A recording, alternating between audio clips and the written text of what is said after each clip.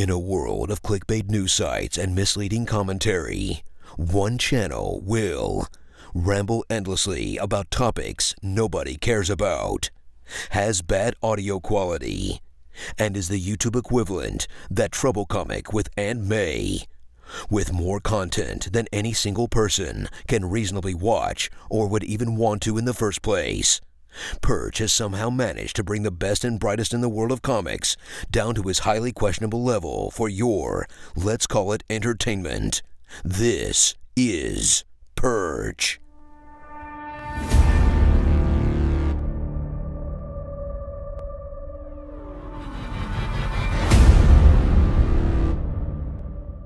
Hey everybody, this is Perch, and I've got the great opportunity to catch up with Sean Murphy. How are you doing? Hey man, I'm back. Thanks for letting me be a regular guest. Oh, I mean, always. I mean, if you had the time and you weren't drawing, we'd be talking every day. It'd be wonderful. Yeah. I think no one knows this, but I think I text with you maybe a few times a week, sending you things that are annoying me about comics, or I check in with you to ask about any new drama going on. Because I'm not on Twitter, I'm sort of in the dark about what I should be mad at. You're exactly perfect. I shouldn't supply you with some of that stuff, but no, it's always fun talking with you, and it's been very enjoyable getting to know kind of your side of the industry and everything you've done, and thanks, you've got a lot of great advice. You've got a lot of great thoughts about this business. I try, man. As I told you privately, I don't have a degree in marketing and business. I have an instinctual understanding of what I need to do, which has gotten me this far, but you have labels and terms to apply to these ideas. Like, what an ROI is. I didn't know what a return on investment was or how to think of it. Like, I knew the concept in my head, but I didn't know that there was a name for that. And that's one of a dozen different examples of like, oh yeah, shit, I didn't go to business school, and Perch is really good at this. And I'm happy to learn things I don't know. Like, I love learning new things and being able to use it in comics, especially when everybody is so bad at business. If you have if you even have a yellow belt in business and comics, you're basically Bruce Lee. Yeah. But some of that's by design. I think the industry built up to be very, it was a creative, almost a commune kind of environment. You didn't need to worry about the business unless you were, a couple positions. But now more than ever, it feels like you do. You do have to have these fundamentals for yourself. Yeah, I mean, it only helps you. If it's a game of poker, every card, you want as many aces as possible, is my analogy. And by being better at business, you give yourself another ace. By having a lawyer and reading your contracts, you give yourself another ace. By having a 5-year plan, you can improve your hand. It's not just a chance game. It's like, if this is a D&D game, a role-playing game, you have as many XP points as you want. Yeah. But when you try to talk to a lot of creative people about this stuff, they get intimidated and they stop listening, or they get angry because they're not good at it, and they just want to tell you to stop trying to change things or stop being a naysayer, or don't rain on their parade or whatever. So there's resistance to it, as you were saying. It's a shame, because I think a lot of people would want more control, and that's kind of what you're talking about, just being more informed of what's going on, being able to control what's happening a little bit here, less subjected to kind of the random whims of whatever's happening in business. Yeah. I tried to tell my friends who are artists way early on, because I sort of knew about this NFT thing before it became public knowledge. And I was trying to explain to them why it's an opportunity, how, selling a digital file of your stuff, and then future customers resell your file, and you own stock in your own piece. You're getting free money as your digital piece of art is traded back and forth. Like, in theory, it's a good idea that can net you a lot of money without you having to do any work. It's like owning royalties on your own piece. It's like creating stock every time you draw something. Yeah. And first of all, they didn't understand why the hell is it worth anything if it's digital, which is a mind fuck for most people. I understand that. But I was trying to lay it out for them more and more, and I could just see them getting upset and intimidated and just stressed out. And he finally said, like, I can't talk about this stuff anymore. It's just, I'm losing sleep. It's making me feel like I'm not doing everything I can to make money for my family. And you're telling me that there's this whole thing I don't know about, and I'm having a hard time wrapping my head around it. And I just feel like, because I know I'm not good at it, I'm a failure already. And that makes me mad, and I don't want to listen. And I think what he said really puts a fine point on what a lot of creative people feel in general when you talk about business. is they feel bad that they're not good at it, or they feel silly that they haven't been paying attention, or they feel ignorant, but they don't want to admit it. And that's why they resist it. That's profound. I think it's common human nature that there's this interesting feeling of depression, I think, that sets in is when you're kind of blissfully ignorant. You don't know what you don't know. And then once you are you learn just a little bit, it almost is like your life gets worse because you're smart enough to know there's a lot you don't know. And and that's kind of, I think, what you're describing there. So trick is to persevere, but that's really hard. Also, when you have a deadline, and particularly for artists, it's a grind. Yeah. A lot of the things that I'm going to get into, I think if you're, I wanted to collect all my thoughts in one place. It's not advice on how to get into comics. This is advice for people who are already in comics, who want to stay in comics, who want to get to the next level, or who don't want to be left behind. So it's for a very specific type of listener. All this stuff is my opinion, obviously. And the reason I wanted to talk to Perch about it is because you're better at business than I am. You know more, and you can sort of fact check me as I go through these. So you're being overly kind there. But yes, I'm fascinated to hear what you have in mind, because I think this is there are, kind of like we were talking about earlier, there are a lot of advice pieces about how to break into comics and a lot of different views and but the challenge is right now the breaking into comics is almost, it's become much easier. There's a lot of different routes for you. I think so too. I mean, I really, you kind of made this point with a recent podcast, and I've said the same thing. If you like comics, it's a really good time to be alive right now. If you like comic movies, fuck yeah. If you like comic games and action figures, hell yeah. If you want to publish your own stuff, I mean, it is the best time in comics in the history of comic books, period. Mm-hmm. If you're into Marvel and DC stuff, however, it's a little scary. Yeah. That's the only caveat. Generally, on all fronts, it is the best fucking time to be in comics ever. And I really do feel really hopeful and positive about it, even though I am going to get sort of pessimistic in my tone here and there. I generally am a very positive guy when it comes to the industry. I think getting in, like you said, it's easy. If you're a fan, certainly there is a lot of material that you have access to that you didn't have before. But you can get into comics. You have a bunch of routes. You can do it on your own. You can find an indie. You can just do a web comic. There's lots of different ways. And I think this is what you're about to go into. Once you've taken that first step, mm-hmm. staying in and succeeding becomes, I think, monumentally more difficult. Yeah, I think hanging on, because I've been working professionally since 2002. From 2000, I was in college doing professional work, turning it in for assignments. And I never made, one year I made $3,000 was all I made. When I drew this book called Off-Road for Oni, I wrote and drew it. I only made $3,000 that year. That's all I made, like way below poverty line. From 2002 to 2008, I was scared, and I thought I got a foot in when I did Batman Scarecrow Year 1, 2005. And then I couldn't get any more work for DC. And then I got a gig doing Teen Titans. But because I drew a character incorrectly, they wouldn't release these 48 pages. Mm-hmm. So even though I got paid, it didn't get out. And I'm like, well, maybe I need to draw more of a house style. And I just kept running into barriers and not sleeping and being frustrated and angry. And, if they had Twitter back then, I would have been a mess. You'd see me doing exactly making the mistakes that everyone's making. Like, I don't think people should do that on Twitter, but I don't blame them for being frustrated. And this energy has to go somewhere, like the reason I'm so calm and relaxed about everything now is because like I have money, I have control. I've got the things that I wanted. Like I've checked my boxes. So it's easy for me to not be pissed off all the time. But yeah, if I was, stuck in the maw and the grind of comics, like 80% of people are, then I'd be pissed too. And Twitter, it'd be tempting. It would be hard not to go and mouth off on Twitter, honestly, Mm-hmm. Oh yeah. No, it is that. I think it's not necessarily good behavior, but it's understandable behavior. If you're in that stress zone and life, and again, I think that comics maybe does a disservice to people by saying it's really hard to break in, but once you break in, it's a family and it's cheerful and everybody's going to look out for everybody. And that's horseshit. Yeah, it couldn't be further from the truth. So I think there's got to be a lot of bad wake up calls and all. Yeah, once you get in, everyone to your face will welcome you. But then they'll want your job. They'll think you're overrated. They'll throw you under the bus if it suits them. They'll badmouth you at the bar.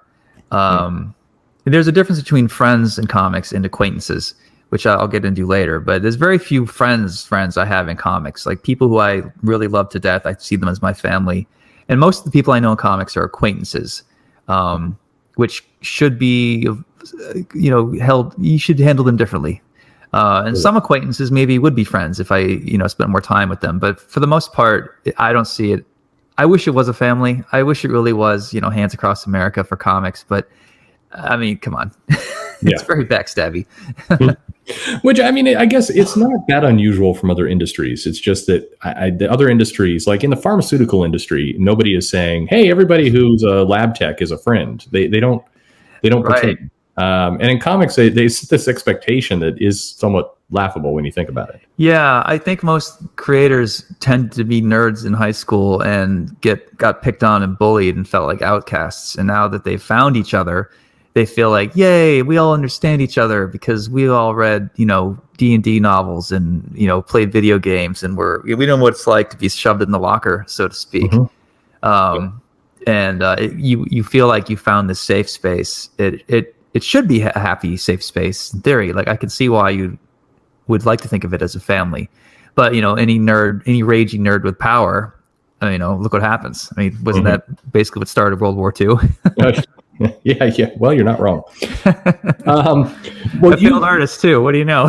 If Hitler had Twitter, maybe none of that would have happened. Oh no, that's all. Yeah, social media would have solved World War II, or accelerated it. I kind of hope you keep this in and don't cut. I think this joke is very good.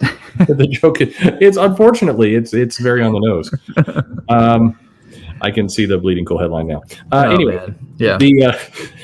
You came up with just a couple guidelines, rules that you think really help somebody. So let's talk about those. Cool. Yep, I sent you a list. So this is assuming you've already got a career, and the golden wisdom that I've heard and you've heard many times is you need 3 things to make it in comics. You need to be talented, you need to be on time, and you need to be nice. And I think generally that holds true, but I was all 3 of those things for 6 or 7 years before I finally realized that it wasn't enough. I think being talented is probably 80% of it. Yep. Timely and nice is like 10%, because look how many comics are late. Look how many people are unkind. Clearly those last 2 things just kind of go out the window. But if you are obviously the next Travis Touré, then I don't think you're going to have a hard time getting work. So, makes sense. Yeah. So, I mean, obviously talent is king in all of this. It probably matters more than any other advice I'm about to give you. But I did have some other more specific rules that you don't usually hear about. So for me, my biggest rule is rule number 1, take advantage of strong opportunities. And for me, this is where luck meets preparation. So sometimes you're at a show and you meet a writer that you click with, like genuinely you click with this writer, or an editor that you click with. That's a relationship worth pursuing. And if that opportunity lands in your lap, you need to be prepared to drop everything, take that gig, and try to kick the ass out of it as much as you possibly can. You won't always have these opportunities. You're probably going to starve for long periods of time between opportunities. But when you do get a writer that you click with, or an editor, or a gig that suddenly becomes available, you need to jump on that and try to kick the ass out of it as much as you can. It's funny you say that, because almost every interview I've done, and then if you listen to interviews with other people about these kind of epic projects that have come up, almost 9 times out of 10, the origin story is always, we ran into each other and this opportunity just kind of came out of nowhere and we jumped on it. It's never or not never, but it's rarely we worked hard for 15 years to get this project off the ground. It's usually a lot more happenstance. Yeah, it's funny. Like I met my first big opportunity was Batman Scarecrow Year 1. My friend wasn't able to do it, so I took over the gig, and it was basically a money grab off of Batman Begins back in 2005. It was the origin story of Scarecrow, and it didn't get the eyes that I wanted on it. It didn't have a huge sale, and it was a thing based off of a movie. So by its nature, it probably wasn't going to showcase me the way I wanted, but it paid the bills really well. Like, after that gig, I was able to buy my truck, pay off my insurance, whatever it is. So I was super happy for it, but it certainly wasn't the thing that was going to get me on people's radar. For me, that was when I got in well with Karen Berger at Vertigo, and she really liked my stuff.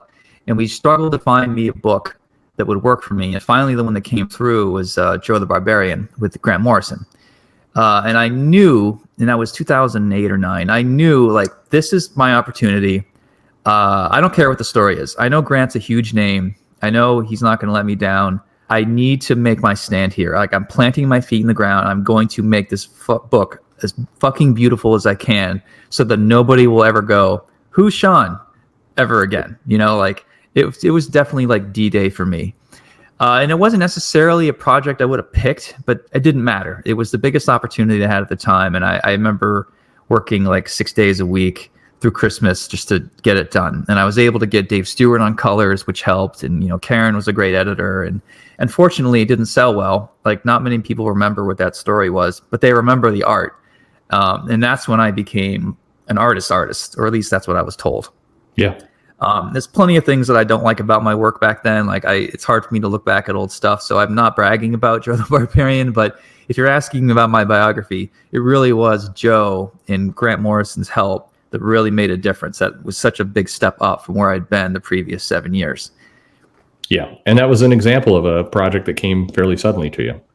Yeah, definitely. And, you know, the mistake I made before was I was on books that wouldn't showcase my art the way it should be. You know, like me on Teen Titans isn't really a good fit.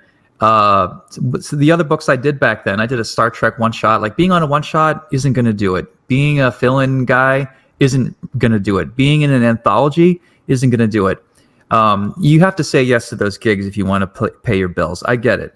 But when you do those things, you're kind of stuck in the grind. And the minute you have a better opportunity to jump out of the grind and try to stand in the spotlight, you have to seize that moment. You know, some books inherently offer a better showcase for your art. Like, anyone on Batman is probably going to get a boost, but, you know, give me like a C-level Marvel book right now. I don't even know what that would be, Perch. What's a C-level Marvel book? I think 80% of them. Sorry. The problem is it fits with what you're saying. There's a lot of Marvel books that are limited series. Yeah. Whether it's like a Taskmaster limited series that is, there you go. Yeah. Designed to kind of tie into the movie. Yeah. But you're saying something really powerful here, because there are a lot of anthologies. The companies are now putting stuff out almost monthly of an anthology of one form or another.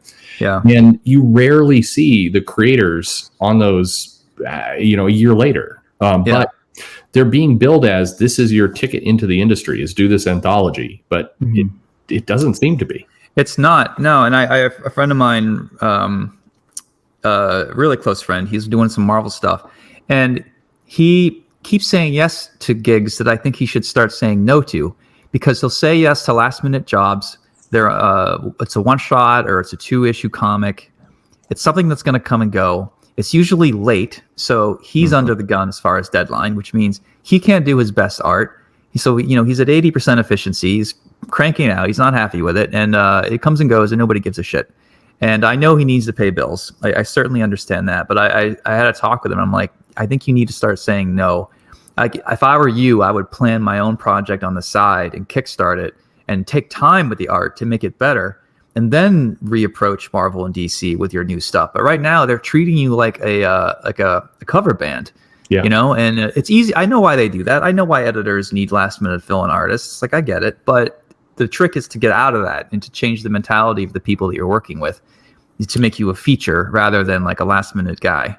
Yeah, no, exactly. I think it's an interesting trap, because not only and not only are you not, you start to get, I think, thought of one way inside the company. You're not thought of for an ongoing project. You're thought of as the person who's going to bail somebody out at the last minute. And there isn't that feeling of appreciation, like, next time I'll get this person a real book. It doesn't work that way. Right. Yeah. The other thing I almost put on this list, I'm curious to get your opinion on this. I almost hate saying this word, but I think an artist maybe should consider his or her brand. About when it comes to projects, what is your brand? Yeah. So just for Scott Snyder, for example, for a while, his brand was, he got a big boost with American Vampire with Stephen King. So he was like the horror guy. And horror isn't that different than crime noir and Batman. So you could see how Scott would easily fit into Batman, and then once the sales were high, he could do whatever he wants. For my stuff, I was offered a lot of horror gigs because I use a lot of black. My stuff makes sense on Batman. I could see myself doing like Daredevil or Logan, but I can't do YA stuff.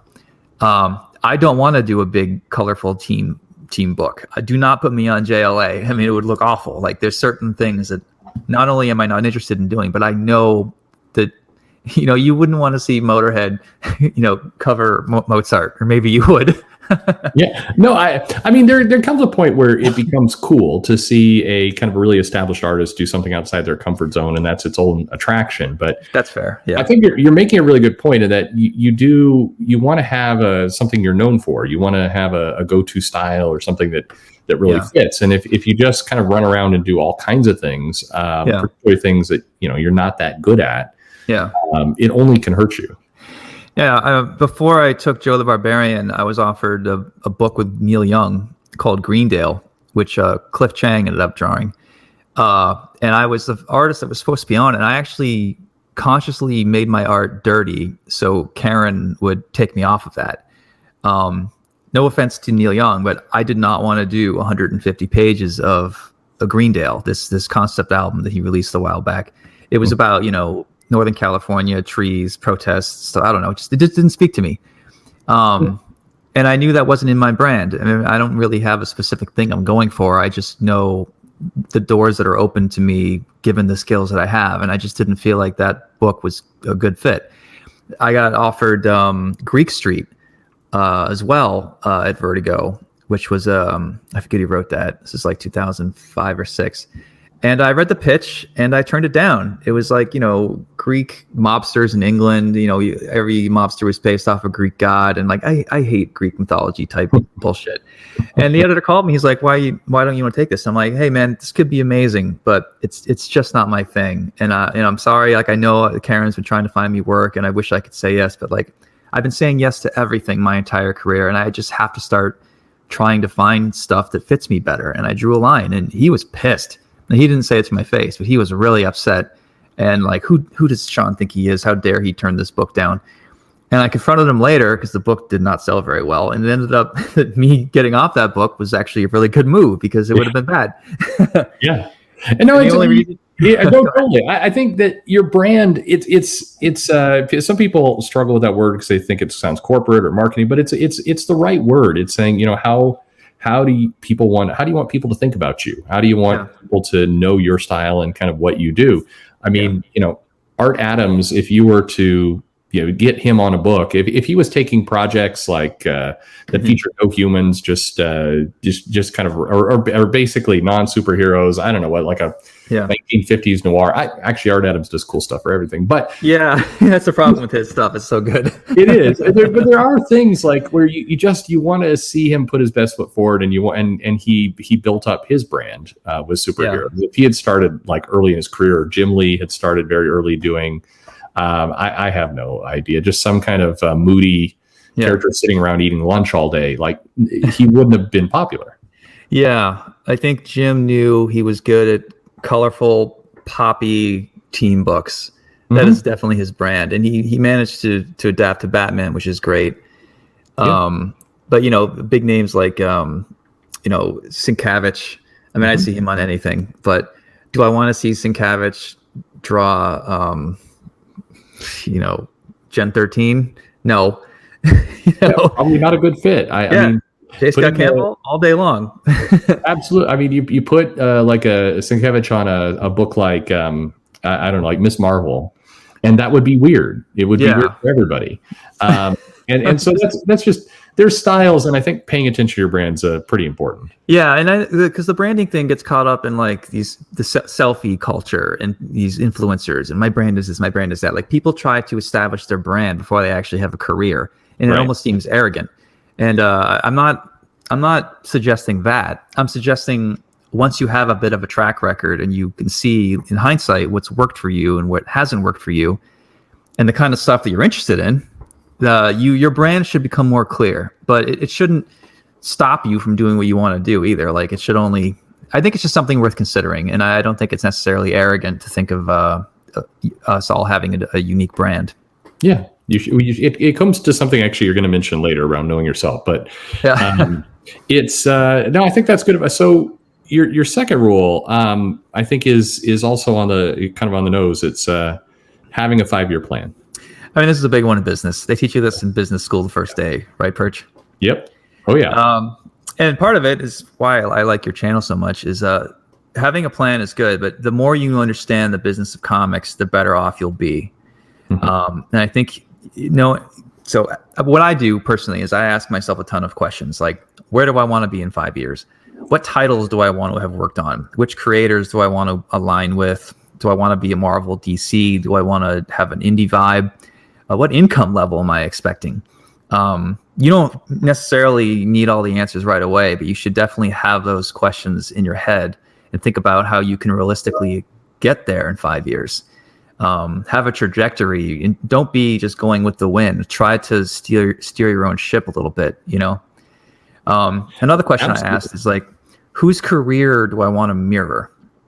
Like, who's a guy or girl out there that I like and respect, who's got, the sway or the income or the vibe or whatever it is that I really like. And I settled in, like, I want to be like Frank Miller. I want more output. Like, I don't want to disappear from Batman for a decade before I do a sequel. I like that he does like books about politics and revolutions. It's kind of my brand. But I don't want to blow my money on stupid things. I'm not saying Frank did this, but there's a lot of artists that have. Once they make it, they blow it on drugs and strippers, and they think, great, I made it. So now I'm just going to stop trying. Like, yeah, I want to make all the good decisions that my heroes made and avoid their bad decisions. That's a great way to set it. Business, having a 5-year plan, you can get really nerdy with it, certainly, and business school teach you kind of various things around KPIs and OKRs, and then you can get very term heavy with it. I wish I could. I'm going to lie and say I know what those mean. Well, KPIs is a good one, and I think it fits exactly what you're saying here. Kind of as you're making out your plan, KPIs mean key performance indicators. So it's really to say, I used to know that. Am I on my plan? Is this, in 5 years, I want to be here. So at the end of year one, what are the things that should be happening in my life to get me to that 5-year place? If you can do it that way, you make your 5-year plan, and then you make checkpoints along the way that allow you to course correct and kind of figure out what's going on. And it's key for business, but it's really key for people's careers as well. What are how can you determine the health of what you're doing? Are you on track or not? So maybe one KPI, which I'm writing down, by the way, so I don't forget. One would be, I want to have over 30,000 units sold in my next book. That's a very thing that you could look at a year later and see, did I hit the number I wanted to hit? That means you're going to need to know what your numbers are. You're going to have to bug your editor, what the digital sales are, whatever. You're going to have to ask questions, but you can get that information. Or my goal is to produce, 4 books or 6 books in a year. And well, that's an easy thing to check at the end of the year. Have you actually done it? Like, there's very simple ways, non-stressful ways to check yourself to make sure you're on the right course, No, exactly. And you notice in both the things you mentioned, they're tangible. It's not like, am I happier or am I sad? You can actually point to a number and say 30,000 is my metric. So I'm going to make sure I have enough data to know if I hit that. And then, like you said, you find yourself asking questions that you should be asking anyway. But if you didn't have this kind of goal and this metric you were measuring to, you might not, and you might miss some opportunities to do a lot of things. So it's. Well, what was the other acronym you threw out there? OKR. So this is I'm nerd central here today. Objectives. No, this is why I have you here, man. This is what I need to know.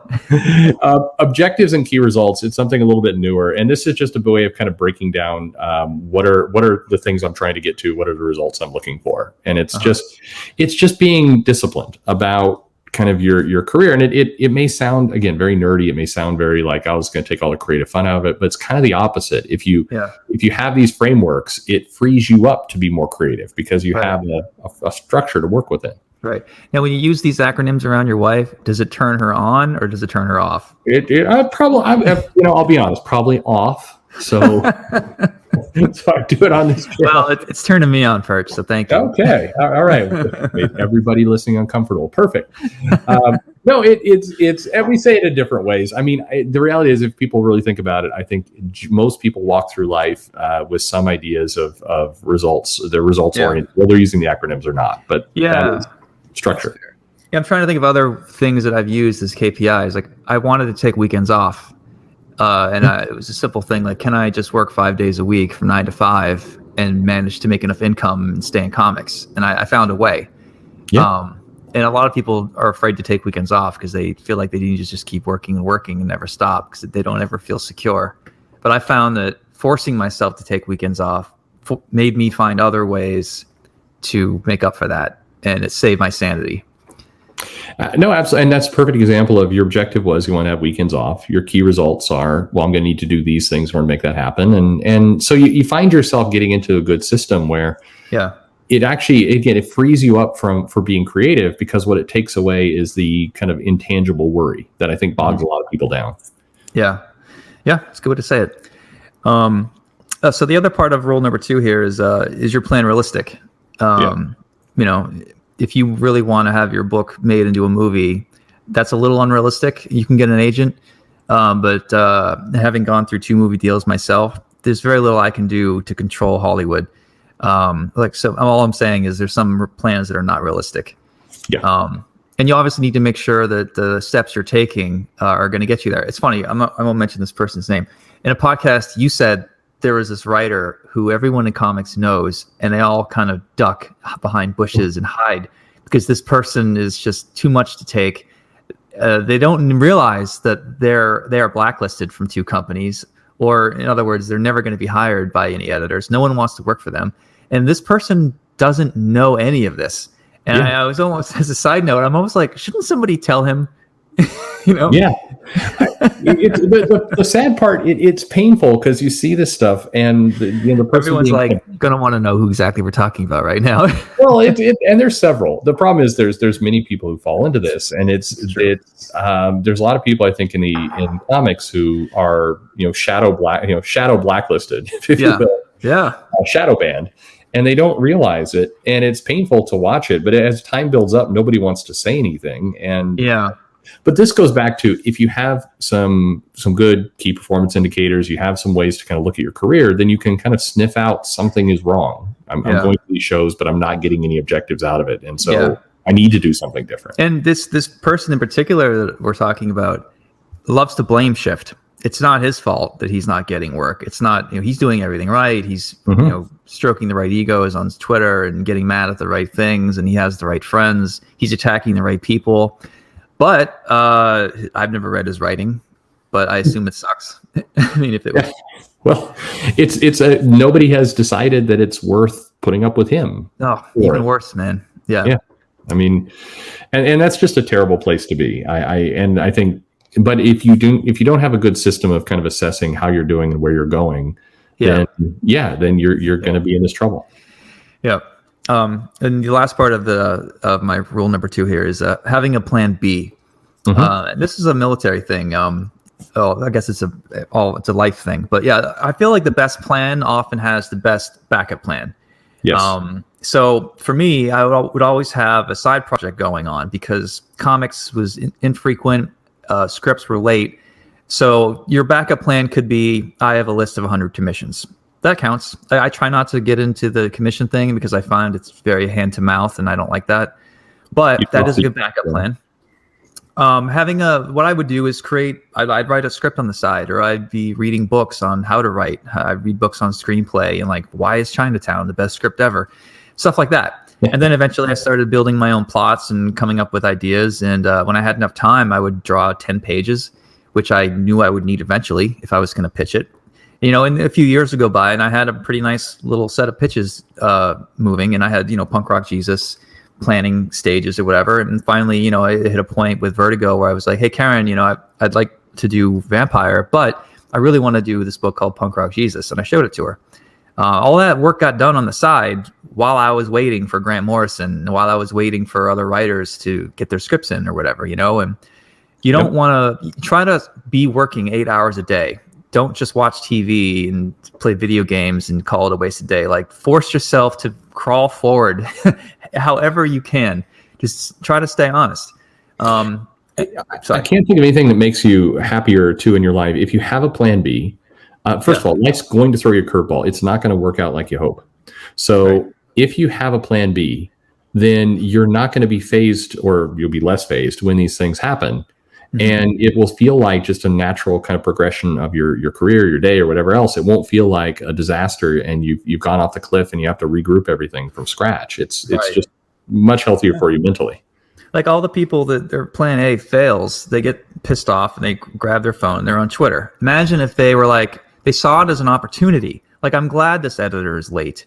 I'm not going to complain because now I'm happy. I get to work on my side project, which is my baby.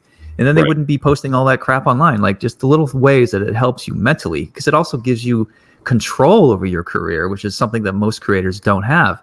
If you're working on a pitch that no one's seen, drawing pages that only you're going to look at for a while, you're not answering to anyone but yourself. Like, that's a really good feeling to have that kind of control, even if you're not being paid for it yet.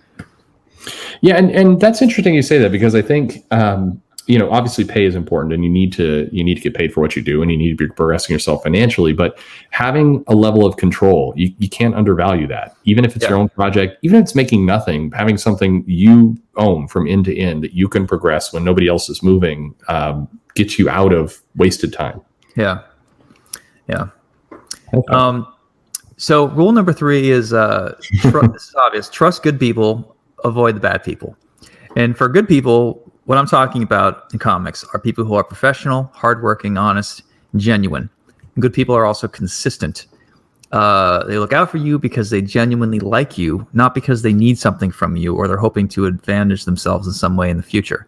I think these people are friends. And like I said before, I think friends in comics is actually rare. I think most people you meet are acquaintances, or maybe we can call them future friends. Yeah. And you want to avoid bad people. Bad people are selfish. They're erratic. They're delusional. They blame others. They make excuses. They love to gossip. They'll throw you under the bus if it gets them ahead. They're more obsessed with Twitter than actual work. And I think that people listening to this right now, you have to be honest with yourself. Are you a good judge of character? Like, for real? Because we all think we are. Like, I know I am, because I remember when I first listened to Perch's podcast, I'm like, I'm going to make this guy my friend. I love this guy. It's just the kind of shit I need to. I don't even know what ROIs are, but now I do. Oh, man. Okay. Like, I have good instincts. Like, I know immediately, like, the people that I didn't like in comics for the last 12 years, in the last 2 years, they all got booted out for sexual harassment charges, or people figured out they were assholes, or they're taking literal pictures of their asshole. Like, I got to claim in the past few years, I didn't like these people before it was cool. Now everyone else sees what I saw all along. You all thought I was Mr. Angry. Like, what's your problem? Why can't you give that guy a chance? Well. Now that we've been revealed to be harassing women for the last 5 years. So, being a good judge of character is important. Obviously, in any business. Perch, you seem like you're a good judge of character. Are you? Through trial and error, though. It's funny because I went through the cycle. Like you mentioned, I thought I'm a great judge of character, and then I was bad multiple times. Trusted where I shouldn't have trusted, or had to look for the wrong things. And then it took me a while. I mean, initially you're like, how'd that person screw me? And you get very angry at somebody else. And eventually I had to get to, why am I screwing this up? Because this is a bad person, but why in the world did I let this person in my life? Like, what was I thinking? And it took a lot of kind of realization of, I need to look for different things. And I think I've gotten better at it. But I'm very, like you, I guess, I'm very cautious about who's a friend, who's an acquaintance, and it's very hard to go from column A to column B. Yeah, for me, I think there's simple tells. Like, when you go to BarCon after any show, you go to the bar.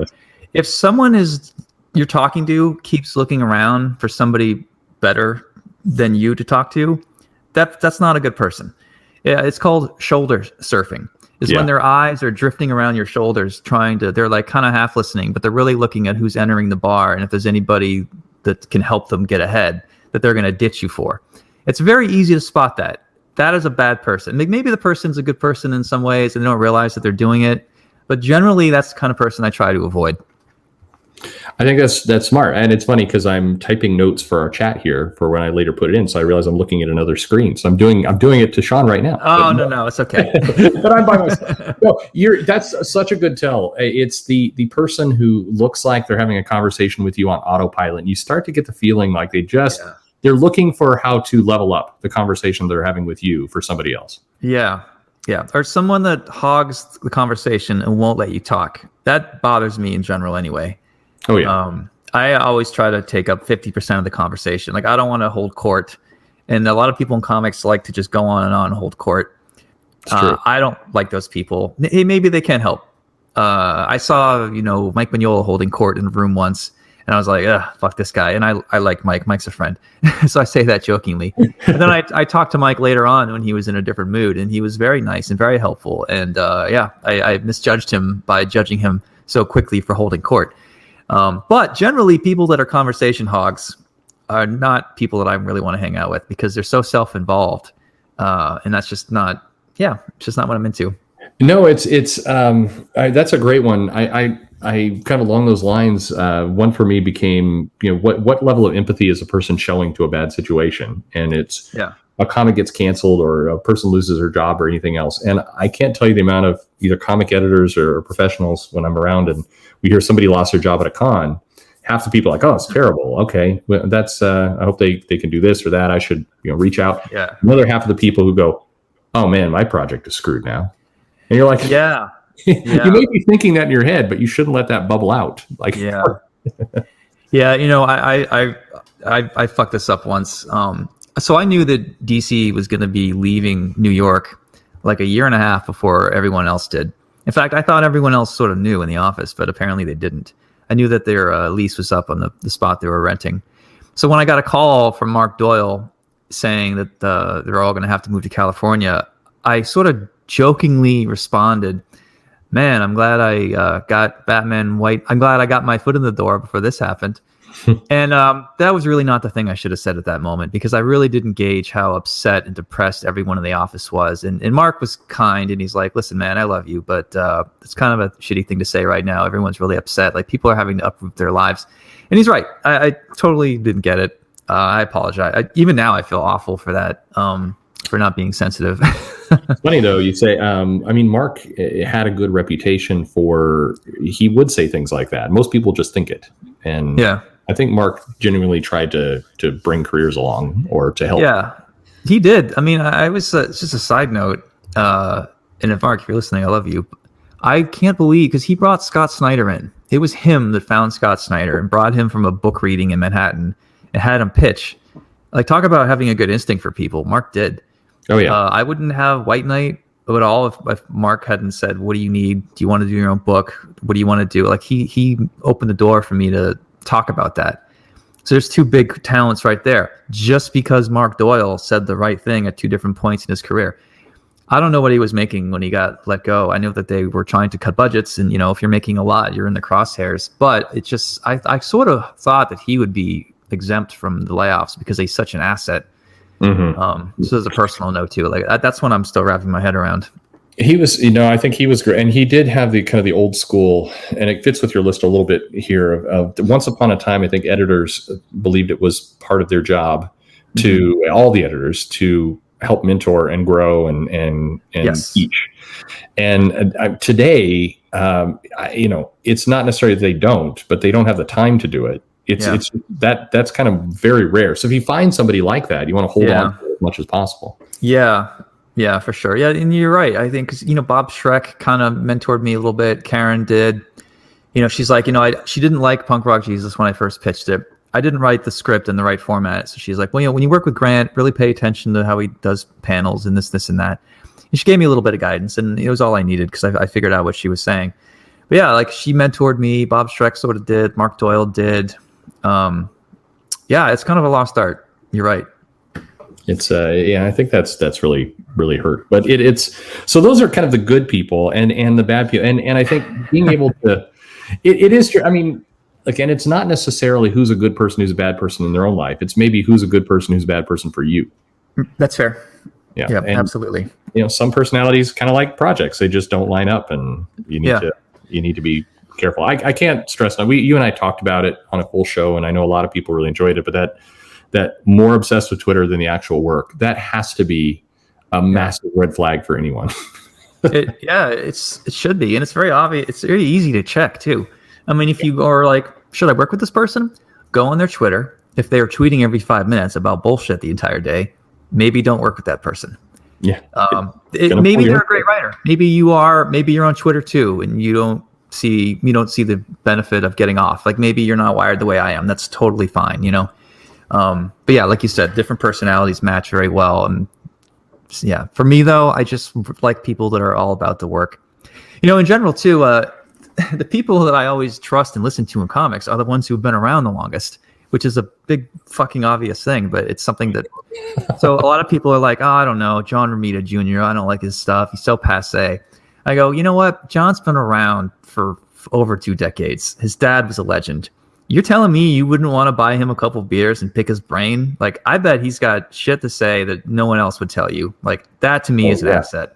Yeah, like I love meeting those people. Klaus Jansen's another one. Anybody that's been around a long time, like they're obviously doing something right. It's amazing. Maybe it's just kind of natural human behavior for some people to want to dismiss the past. And I hear all the time, whether it's and even further back, people like John Byrne gets a lot of heat these days. Like, well, he's old fashioned and his style wouldn't work today and all the rest. And it's like, yeah, but he did manage to be at the top of the game for decades. Yeah. Like I was raised to respect my elders. I know we all call them boomers now, but I still look at an older person and I think, God, there's got to be some stuff that they know that I don't, and I'm going to ask. I want to know their wisdom, I mean, if you're able to get free information, I mean, it's like, how often does that come along? Romita is a great example because he is another one that, there's been comments lately again about his style is old fashioned. It doesn't work any well, but it's like, he's been working since the 80s consistently and on top books for multiple big companies. You'd be crazy not to try and learn. Yeah. I mean, my friend Jimmy Bamiotti, people like to bash him for whatever reason. And like Jimmy's been around a long time. He's got a totally valuable career. He's not going anywhere. He's got, like a dozen crowdfunded projects in his pocket. He's got an agent. He flies out to LA to pitch. I mean, is he doing the top 10 books? No, but that doesn't mean you can't have like an amazing, satisfying career. Like he's going to retire happy in comics. Oh, absolutely. No one retires happy in comics. Like try to shit on Jimmy all you want. He's got to figure it out. Whenever he talks to me, I just absorb it like a sponge. Good information it doesn't hurt to listen. You don't have to take all the advice, but you're crazy if you just dismiss it. So yeah, I mean, because I met him at a bar in Baltimore. He connected me with his accountant, this guy who handles a lot of artists' accounts, like Adam Hughes and whatever. And having a real accountant and not just going to Blockbuster every year was a huge boon to my career. Like the best part of going to that show in Baltimore was meeting Jimmy, who's a genuine friend, and meeting his accountant, Ernie, who has helped me dodge a lot of taxes. It's amazing how much can be saved. It's that's a whole other topic. Yeah, I'll do that later. What cracks me up is there are tax services, especially for consultants and freelancers and people who are working in that space, where you can save yourself tens of thousands of dollars very easily, or more. And it's amazing how many people avoid that for reasons that are, and I'm not talking about cheating your taxes, just hiring somebody who knows what they're doing. Exactly. Bizarre. Yeah, but this gets me to the next point. Yes, it does. Perfect. Yeah, so rule number 4, read your contracts and get a lawyer. Yeah. And you said this as well. There's no reason why anybody can't find a lawyer for $150 an hour. It doesn't even have to be the best lawyer. Just get a guy who's trained in the language of law to read your contracts and approve it, or at least tell you what it says. He doesn't have to be an entertainment lawyer or anybody expensive. Just get a guy just so you can claim that you did due diligence. But it's shocking how many artists don't even do that. Yeah. It's incredibly cheap. I mean, since I talked to you, say $150 a lawyer, you should get a good lawyer. But most lawyers, you can go in there with a cap amount. I think people get, I mentioned this, some of the comments I got back on that advice last time was like, well, but lawyers will just keep billing you forever. And it's like, well, if you put them on retainer, you dummy, yes, but don't do that. I mean, just Yeah. Lawyers can look over your contracts for less than $500. It will educate you more than you can possibly imagine. And it's like, this is not a core competency you have. Why pretend? Yeah.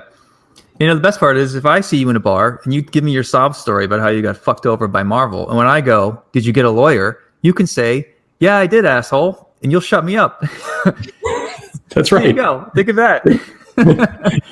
You won't have it. You have to explain to people how dumb you are for not even getting a lawyer. That's for something. It's got to be. I mean, it's weird. So let me ask your opinion on this, because so many people right now over the last year, there's been this kind of surge of you've got to get an agent. I've got to get an agent, and I would say that's the opposite order. Get a lawyer first. Yeah. Before you get an agent. In fact, get your lawyer to look over the contract your agent gives you. Yeah. A lawyer, you should have a lawyer from the beginning. Anytime you're signing a big meaty contract of any kind, you should have a lawyer. My lawyer used to work for DC. She wrote all of DC's contracts. She used to work for Jim Henson as well. She's like $450 an hour or whatever. I got her a ton of clients because I was one of her first freelance clients. And she's great. I mean, she's expensive. She's not for everybody. But I've had her for years. I only got an agent. Actually, I don't even have an agent now. I've managed to get through most of this without an agent at all. But I haven't been gunning for Hollywood like a lot of people have. When I did the deal with Millar, obviously we used his agent.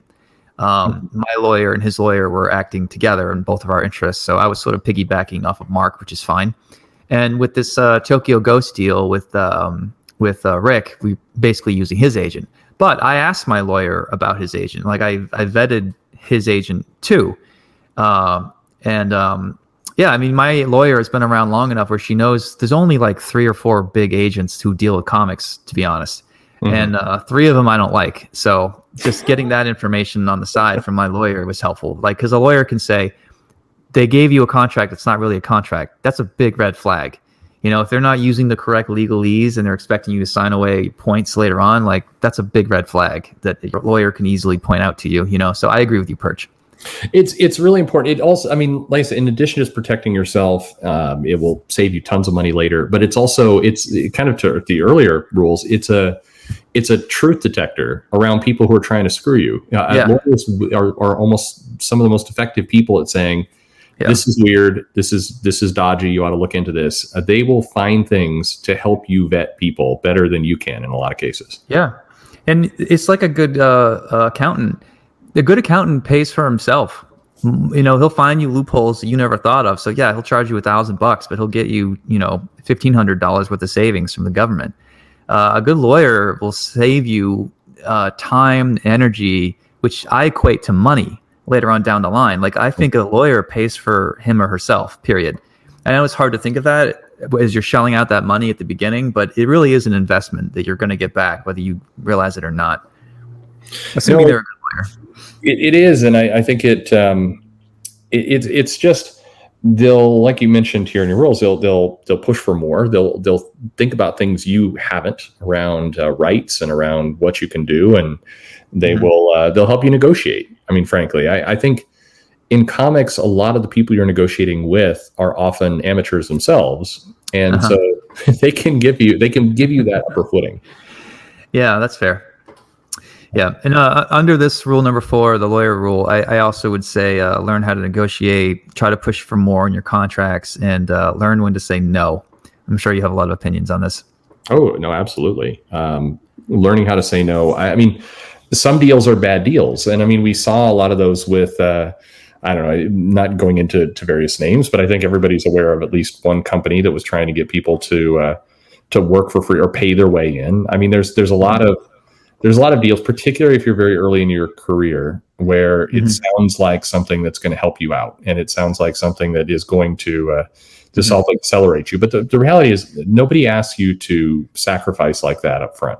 Yeah. I mean, I feel like if you're going to work with anybody as an artist, your time, you're going to spend 5 times as long on any book than a writer will. It just generally takes me, a week to write a book and maybe 4 or 5 weeks to draw it. So the big labor intensive part of the job is going to be on the artist. A writer asking you to draw something on spec, I think, is bullshit. I mean, any writer who's taking it seriously should at least offer you $100 a page. Like, who can't save $1,000 to pay an artist to draw a few pages of a pitch, and then at the very least, that's not even asking a lot. So when writers expect artists to work for free in any capacity, I call bullshit. And I know people say, well, writers don't have money either. The writers are risking something too. Yeah, but not like the artist is. And the writer's like the leader leading the charge, and the artist is trusting this guy or girl to make sure that the pitch is done correctly and that he's going to get his money in the end. No, I've always asked for money to be paid for anything you do, period. No, it's absolutely true. If you want to do something pro bono or free or whatever to have, and make that, it should be your idea. You should be the one coming with that to the table, not taking somebody else's offer. And if somebody's trying to shortchange you for the art as an artist, that's an indication of what's going to happen with the book, because they're not going to be able to pay for the coloring or the lettering or the printing or the distribution. There's a lot of other places they're also going to try and cheap out on it. It's just it's a sign of bad things to come, where you'll never get your money. Yeah. And by the way, would you say the same thing goes true? I when I've done some projects in the past, I always make sure people are paid for concepts as well. A lot of crowdfunding. People want the artist to do character studies and other things, but that should also be paid for, don't you think? I always pay. I pay people ahead of time. I pay them 100% up front. I'm like this. So my friend Clay, who I do a podcast with, the Badass podcast on YouTube, he helps me. He's like my concept editor for Batman, and I give him on plot holes too. He's my actual editor on plot holes. So I said, well, Clay, you're going to help me on this thing. I'm going to give you credit on the book, which I'm not allowed to do on Batman. But plot holes, you're getting it. I'm giving you $800 a book, so that's $5,000 because it's 5 issues. I'm going to send you a check for $4,000 now. And I don't feel the need to withhold half of it. I mean, the thing is, he's a good friend and I trust him. But yeah, I always pay, and I pay up front. And I asked my editor, I'm like, Darren, you're killing it on letters. I feel so bad. I'm bugging you last minute. Can I send you a bonus check? Can I send you a check? I don't want you to be unhappy. I know how shitty letterers get treated. I don't want to be that guy. I am begging to give people money, and it just breeds goodwill. And most people will say, "Don't worry about it. Pay me later." Yeah. Try and pay your bills. Be cautious of people who don't want that. That is, it's just a. Yeah, it's another red flag, and there is a lot of pressure. Like, just work with me on this, and then this will get you a name. I hate the this is for your own good. You're not taking. If someone says you get exposure, run away from that person. Yeah, if they say it gets a paycheck and exposure, then run towards that person. Yeah, exactly. So rule number 5 is you and I touched on this before. Is personally, I would recommend learning how to write. Or if you're not a writer, learn how to be a project manager, which is something that I don't think artists ever consider. How many writers are floating around out there and they're like, well, I want to do this idea that's like Blade Runner. And they go up to an artist and they're like, can you draw these pages for me? I want to pitch. Why can't an artist say, why don't I hire a writer to write me a Blade Runner or something? And I tell the writer what I want them to do and I'll pay them and then I'll pitch it. Why doesn't anyone think to work that backwards, which is basically being a project manager? That is an idea that people can do, and no one is doing it right now. Almost nobody. Well, and it's funny because you could make the argument Todd McFarlane did that. That's true. Himself.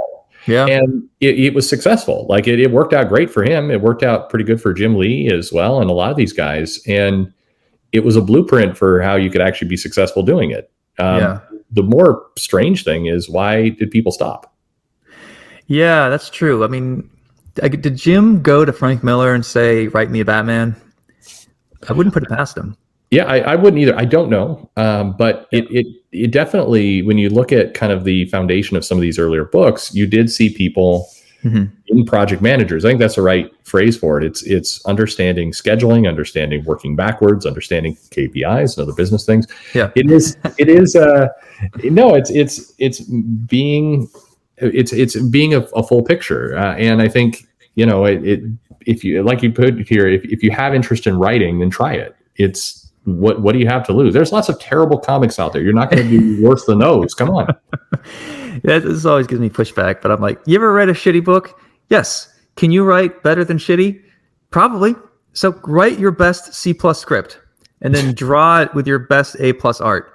And I'm not being falsely humble here. Like, I don't think I'm a real writer. I think I can sort of write one good thing a year. I can sort of get a wrench and fix the script and mold it like clay and bang it into something that's palatable.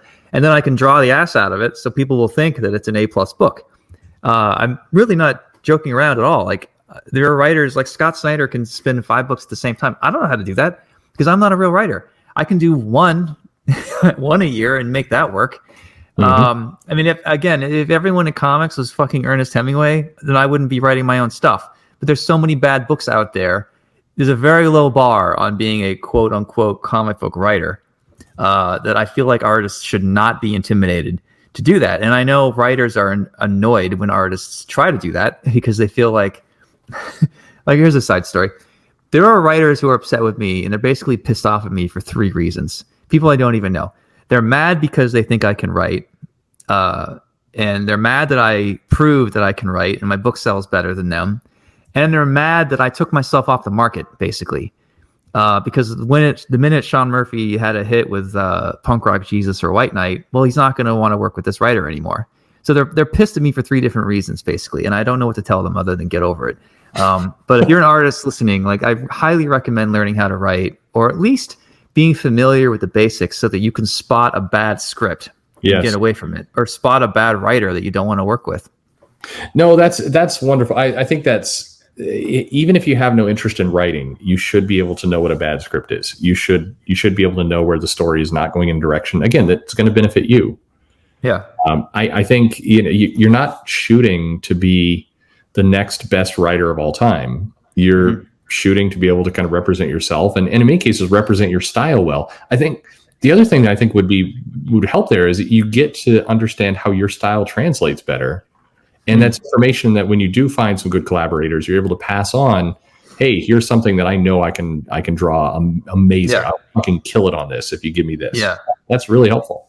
Yeah. No, for me, I had a few waves of like realizations that said I should try to write.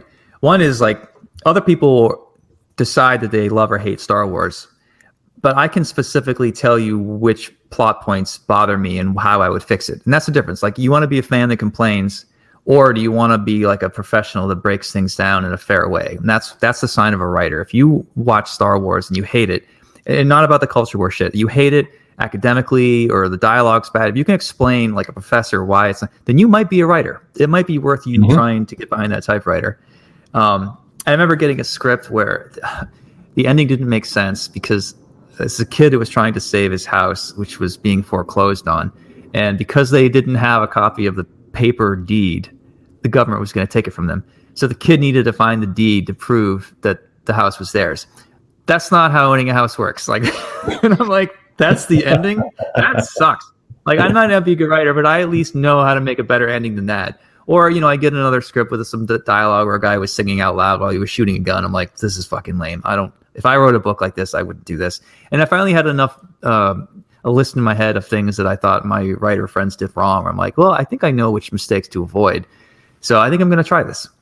And there's a lot of good advice out there. There's good shows that talk about writing structure. And as you mentioned here, it gives you a plan B. It gives you control. If you can write, then you have a great idea and you're struggling to find a good collaborator who can, crowdfund it or take it to a publisher or whatever else, go into business for yourself. Yeah. And then, the advantage. So yeah, Scott Snyder has training in writing. He's got a, English degree, professor. I don't know. He's super smart. Like he's got stuff that I can't do. But what I can do is because I'm writing for myself, there's no miscommunication in the trade-off of a script.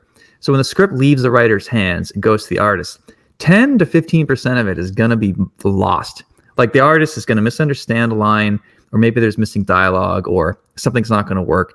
So Scott's going to have to fix his script. Even when I did the best I could with Scott's scripts, inevitably he got it back and was like, oh, Sean did great here, but he really didn't do this very well. So I'm going to have to change some stuff.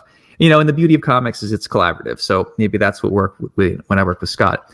But the advantage I have that Scott doesn't is when I write my own stuff on Batman, there's nothing lost in translation. Like everything that's in my script makes it into the book. I don't have to change anything. And that is like a mutant ability that artists have as writers that writers don't have on their own, if that makes sense. Absolutely. And I think it's putting more power in your hands, it's putting more control with you. And you may surprise yourself. I mean, you're going to know your style.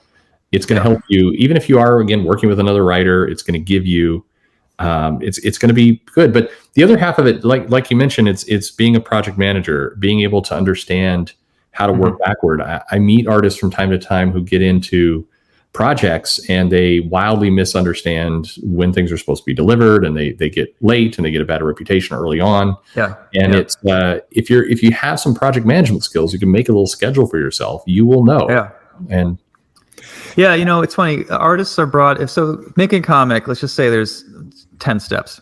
You bring in the artist at step 4, and then the artist sort of knows about storytelling, which has to do with writing anyway. But I'll save that for another time. And then, step 5 is ink it. Step 6 is color. Step 5 is letter, blah, blah, blah. But there's 3 steps that happen before you. It's, conceive of the idea, write it down, pitch it, and then write the script. There's not much, that's not that hard of a thing. It's not like you have to go to school to understand how to write a pitch and make it decent and to put a script together. It's not like engineering or anything like that. Right. So artists are very good at taking the ball halfway through and running it to the end zone. But it's not that big of a deal to say, hey, why don't you try the first 3 steps yourself? Because then you'll understand the entire project process. And even if you find you're not good at it, at least you now understand what a writer goes through, and you have more information and you're equipped better for the future, Absolutely. I think there's they're really shy. They think that, writing is so nebulous and hard, and like, I don't even know where to begin. And we just get so groomed to think one way. Like, an artist sits down with a blank piece of paper and he waits for a guy to give him a script, tell him what to do. That's what we eventually, after years and years of being a comic book artist, we've been retarded into thinking that way. And that is the correct use of the word retarded. It's a bunch of retards. I've taken too many flights, I guess, where I've been seated at sometimes next to a writer, and I'm watching them bang out a script between, Newark and Atlanta, and it's like, I'm not trivializing writing. Obviously, it's a very hard thing to do, and there's some incredible writers out there. But if somebody's can get a script out for a Marvel book, at 30,000 feet on a 2.5 hour flight, take a crack at it. Maybe, I'm just saying. Yeah.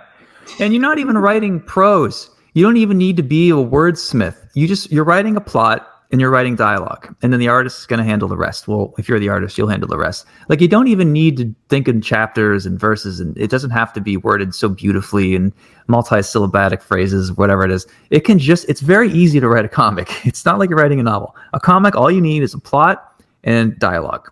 That's it. My wife was surprised by how easy it was to write a comic, actually, but she's afraid to say that.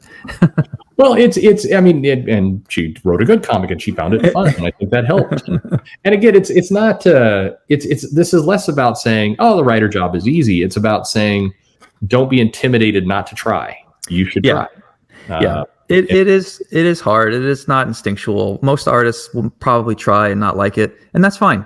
But that's why, Perch and I are heavily pushing this idea of project manager as your plan B. I mean, really, I don't know, but Brett Booth is so talented. I imagine if he should be telling writers, I want to do my own X-Men type thing. Can you write this for me? And I'll be the headline, of course, because I'm Brett Booth and you're not.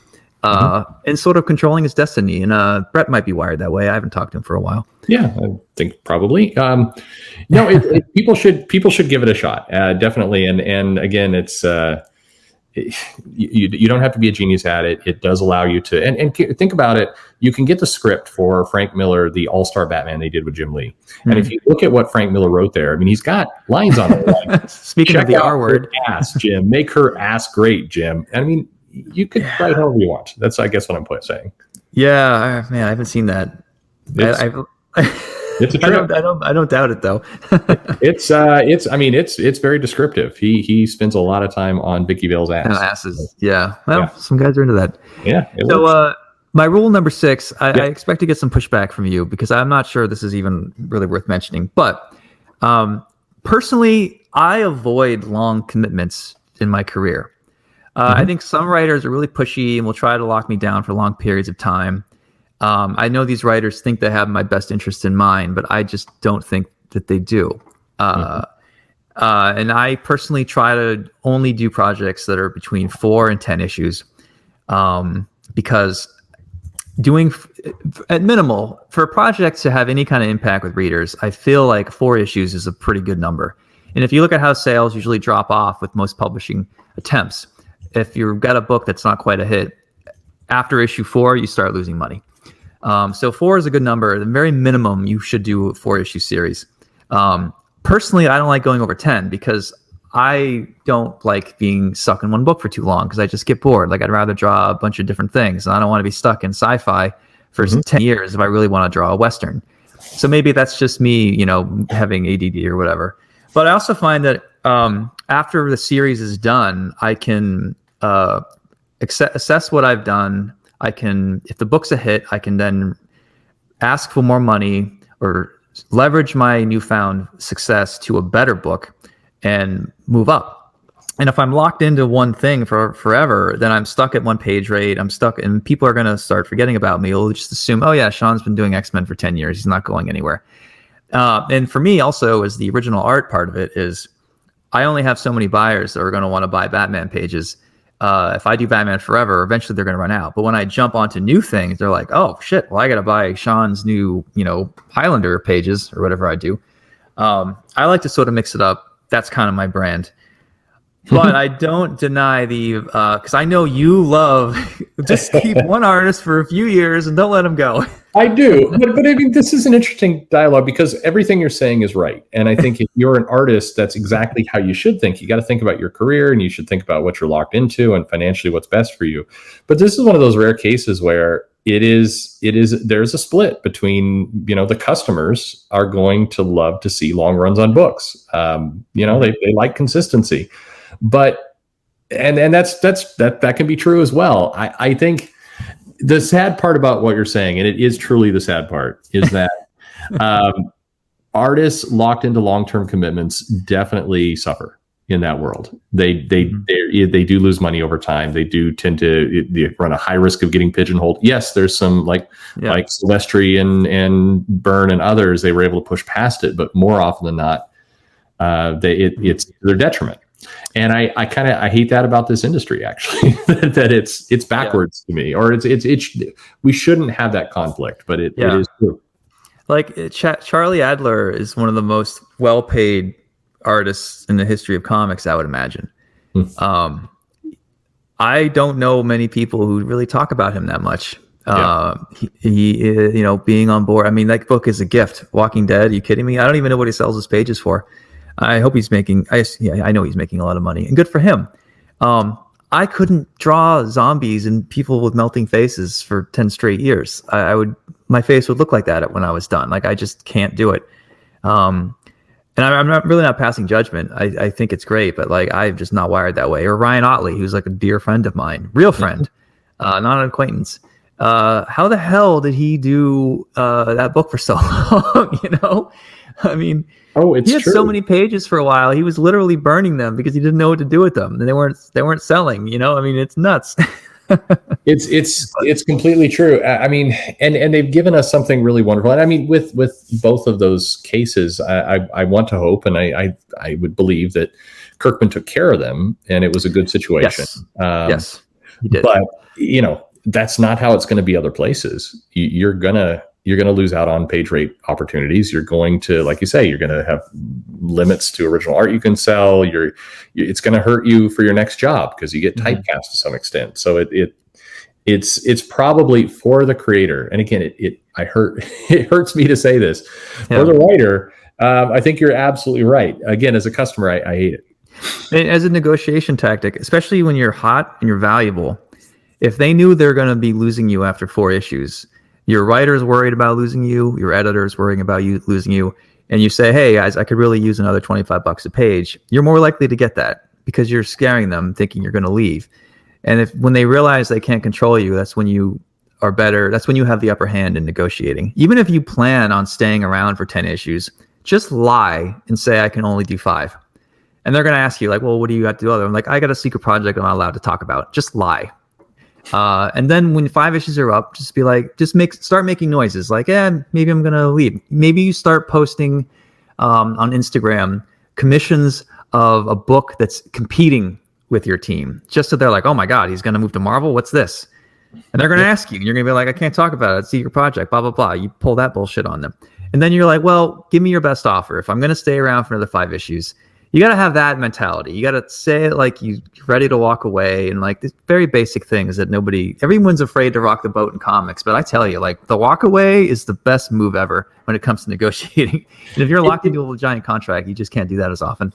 It's true. You have to play it right. This is where kind of your earlier advice, you need to, know your own arc. You need to understand who your friends are. You need to know what negotiating power you have. And all of these things, all of these rules that you've mentioned earlier are good ways to do exactly that. Yeah. And if you know those things and you have those in hand and you have a good sense of what's going on with yourself, then it puts you in the driver's seat. You can and you should walk away from bad situations or get something better for yourself. Unfortunately, I don't think the comic companies are wired these days to just come up to people and go, hey, you've been very loyal to us. Let's just give you some extra money because we're nice. Like, right. You're not going to do that. There's the catch-22 of all this advice I'm giving you is if people want to know how I was able to become Sean Murphy, this is what I did. This is how I think about it, right? The industry cannot function if everyone starts doing this, though. If everyone starts acting like Paul Pope, Daniel Warren Johnson, and me, then, the normal books the meat and potatoes of comics, the Green Arrow books that need to get done, the X-Men books, those things will never get done if everyone starts acting this way. So the advice I'm giving is like it's very specific and hard to pull off. I don't know. It's not for everybody, but yeah, I mean, you're DC, like there's a lot of writers right now pitching DC. They want to do their own White Knight spinoff universe. And it's like, sorry, Sean's already there and we can't afford to do another one of these. And Sean's selling very well. So we're not doing that. Yeah. So I admit that my advice is very mercenary and specific, and it's really not going to apply to most people. But I don't know. It's just I was writing this down for a friend of mine today, and I thought I should get it down in one place. That's why I reached out to you. It's great. I know, and this advice is not going to work for everyone the same way, but the thinking through it is probably the most important part. Even if you don't follow all of it, even if this doesn't work for you in your situation. Understanding the thought process behind it is going to help make you stronger. And no, that's the thing that I want to, my moment of humility here is just because it works for me doesn't mean it works for you. It might backfire on you completely. Like I've had friends try to negotiate by playing hardball the way I would, and they just can't do it. I don't know what it is in their delivery or how they spin it, but they just don't. They should try a different technique and not my technique, Am I missing anything else here, Perch? No, I was going to mention, if the artists who have been working in comics who are kind of stuck in the grind and can't get out of it, I almost want to point out that sometimes if their style isn't distinct enough, it's going to be hard to do that. It's true. Do you think there's any truth to that? I do. I think, but it kind of goes back to something you said earlier. It's a distinct style, but it's also knowing what you're good at. And it's, if you know you're great at kind of kaiju type material, then make sure you're doing that. And don't take, a romance revival book. I mean, just make sure that you're putting your best stuff forward, and that's going to help you break out. There's a lot of people who have very generic art because they think the way in is I'm going to do this anthology story, and guess what? All these anthology stories are 6 to 8 pages in a Marvel or DC book, and they're slice of life type stories of heroes kind of catching up over dinner, and it's like you're not going to look great in that scenario, no matter what. Yeah, and that's the other beauty of writing for yourself. Is you can write in the genre you like. If you don't like westerns, well, you're not going to write yourself a cowboy story. So, write yourself a Blade Runner.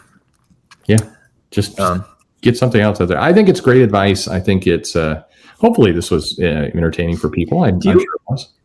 I got to ask you this. So, first of all, congratulations on 20,000 followers, by the way. Hey, thank you. I have no idea why or how, but actually it's funny because your advice plays into the growth of channels, being consistent and getting stuff out there and doing what I want to do. So, yeah. Do you think what you're doing is helping? I hope so. I don't know. I guess it depends on the time of day. I'd like to think so. I hope it's helped some people. I know it's gotten some people pointed at some books they didn't know otherwise. Right. If I fully thought it wasn't helping, I would stop. So I imagine for you, there's two benefits. One is you're just so exhausted by watching these boneheads run comics that you just needed to say something.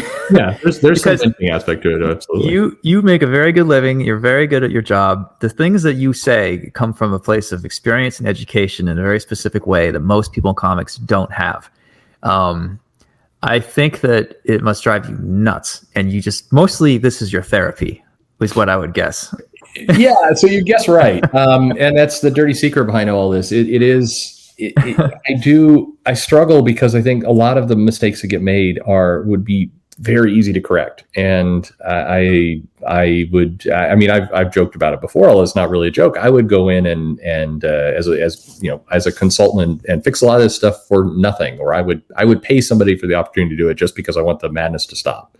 Yeah, which is the opposite of your advice: don't give things away for free. But but it is like therapy because it is I hate unforced errors, and there's so many of them in comics. Yeah, I think your podcast does help people who are listening and paying attention. I think there's a thirst for a small percentage of creators for this knowledge, like the Ben Temple-Smiths out there, the me out there, the Joe Corallo knows a lot more already. Some of the other guests are fans of good info, and there really isn't a whole lot out there.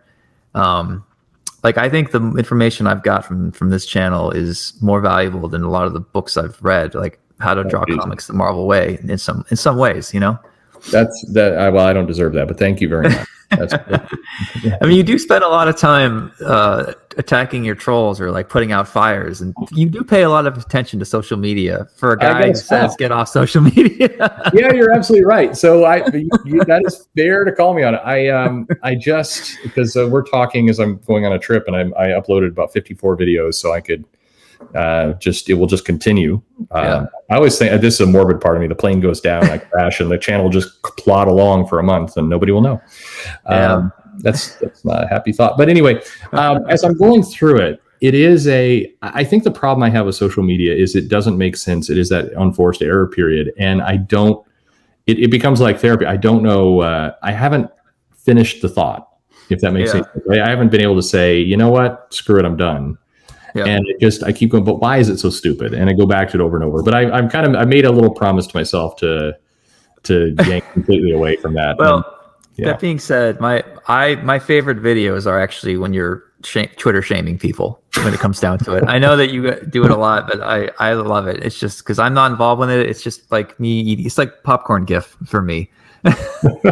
Well, actually, so on that note, I'll get your opinion on this without mentioning it. We didn't mention this in the advice, but I think it's good advice. And I know there's a video probably will go up in like 2 weeks or I have no idea when things will go. Sure.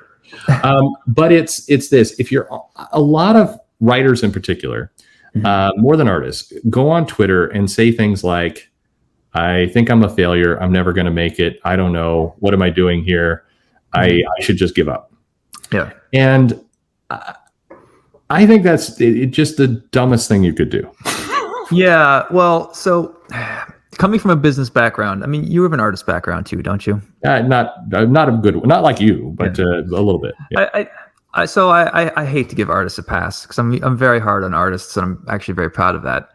But I will say artists are a very emotional bunch. They need to be coddled. They coddle themselves.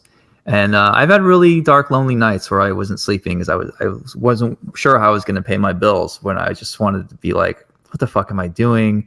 Mm-hmm. And, having your phone by you to put these thoughts out there into the ether to get some feedback from friends, or to at least get pats on the back, or people who show up and say, oh, don't worry, brother, you're doing good. Like, I love your stuff. Mm-hmm. It means a lot to me. Like, as a manager, as a marketing guy, I can see why you would say, don't ever do that. That's a fucking bad idea. As a therapist, I could see why that person would do that in that moment. Oh, but sure. In the long run, I think those moments add up to an unhealthy thing. Like, I think it's like, it's fine every now and then, but if that's your whole thing, if it's just feeling bad for yourself on your social media all the time, and I think that's a bad look. And I think people will attack you for things you've said in the past or whatever. It's funny. Yeah. I don't know how. It's exactly that. It's you're feeling vulnerable. You're reaching out, but this is where I can go back to the rules. Get some friends. That stuff you send privately to friends. Don't send it out to everybody. I don't know how many times I see writers in particular post this stuff, and I will hear from several other people, including people who go into the thread and are like, "No, man, brother, you're great." And I'll get private messages from them like, "Oh, look at what this asshole's doing again." And get friends. Don't do this out in public. Yeah, it's funny. I did an interview with. I interviewed Todd McFarlane for about 2.5 hours on this guy's channel, and I'm like, I want to talk to Todd. I want to ask Todd the questions that no one else asks him. Like, I want to know about specific business things and blah blah blah blah. And Todd was down with it, and we're friends. And the guy lost the interview, or it only has sound. Oh no! I don't know whatever happened to it. It's too bad because I would love to have. But anyway, one of the things I asked him was, "Were you cool in high school, Todd?" And he's like, yeah, it was cool. I had lots of friends. Everyone liked me. What do you mean? And I go, well, a lot of people, Todd McFarlane, you know how people are in comics. Like, a lot of people would say they weren't cool.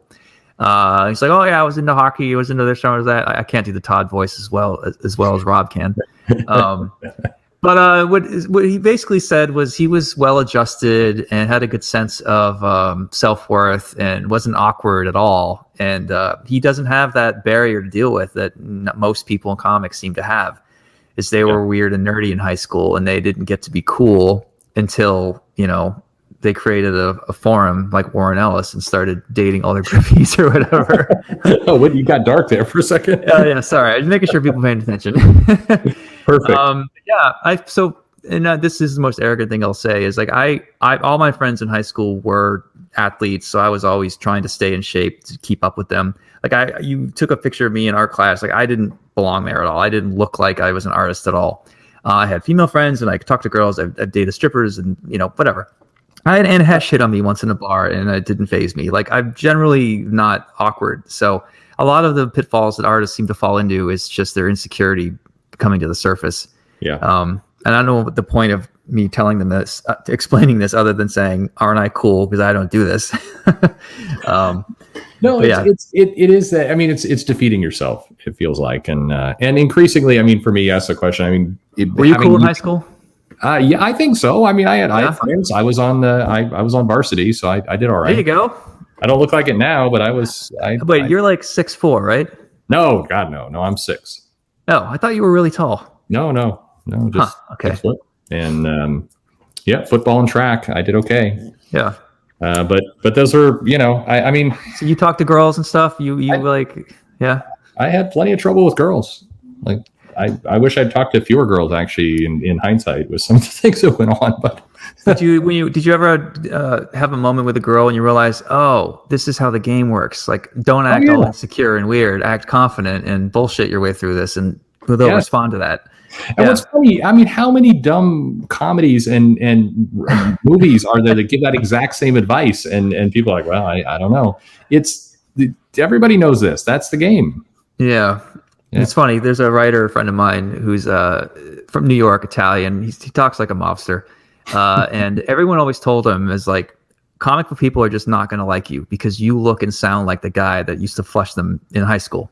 You look like the guy that used to beat them up. And they said to a lot of to me too. They're like, well, if you're in shape in any kind of way and you walk into the BarCon, it's like strike one already. It's like, oh, Mr. fucking athlete's over here, and the guy who used to give me atomic wedgies is now getting into comics. Like they automatically don't like you. And I always thought that was an interesting perspective. Oh yeah, no, it's funny how the world is circular like that. But that was a long time ago. I'm old and crappy now, so it's. It's funny when I go and I meet normies at comic shows. When I'm at BarCon and I meet other creators and they're normal, like they're not really wearing normal clothes. You can tell that they jog or work out or they're mindful of what they eat. We always kind of have this like silent, unspoken, like, good to see you, man. It's good to see that someone else here is taking care of themselves. Like you don't have to say anything. You just all kind of sense like, yep, I'm not going to die when I'm 65 of obesity. Exactly. Exactly. Oh, that's funny. Sorry, I keep taking this podcast into very dark places. This is perfect. People are going to love this ending. I don't know. I think that Hitler on Twitter might have been the best one at the beginning. That will get the initial Bleeding Cool article. This will get the fat shaming part of the articles later. How you asked me this, so people, I guess I'll do the face reveal with you at Emerald City at the end of the year. Let's do it. I have no idea why people care though, because you are looking at my face right now. There's nothing special about it. It's gorgeous face. I think you need to show it off. You're full of shit there. Yeah, no, I'm going to be in Seattle. It's one of the few shows I agreed to. I figured by December it'll be safe. We'll have COVID mostly under control and all that. And yeah, I'm going to fly in a day or two early or late, and I'm going to see you, and we'll do a hotel or bar you want to record or whatever it is. Yeah, I'm your guy. Yeah, that sounds like a good time. Well, Can you wear like a paper bag and I can like rip it off your face or something? We'll have to think of something funny. I don't know. We'll have to do something funny. I don't know what people are expecting though. I think I sound like I look, but I have no idea. Yeah. You look younger than I thought. Your voice is very commanding and mature. People call you the father of the daddy of comics. What do they call you? The dad of comics. Yeah. Dad of comics. Yeah. You do have a good dad voice. For the terrible jokes though. You have a good radio voice. Even my wife's like, man, Perch is such a good radio voice. And when she saw you, she's like, wow, he looks a lot younger than I thought. Oh, good. But okay. Maybe in person, you're very commanding and very alpha. No, I would say no. But all right. Well, I'll take that. Looking younger sounds good. Yeah. There you go. For a guy with kids, you look really young. Too, especially. Those kids are killing me slowly, but well, Sean, I can't wait to see this at the end of the year, and hopefully sooner than that. We'll have to have some other conversations, and yeah, man. I'll see you for we'll start with some Jaeger in person. Absinthe, you got to go with absinthe. Oh man, yeah, let's start there. Yeah. All right, brother. Thanks for talking to me. I appreciate it. Take it easy. Talk to you soon.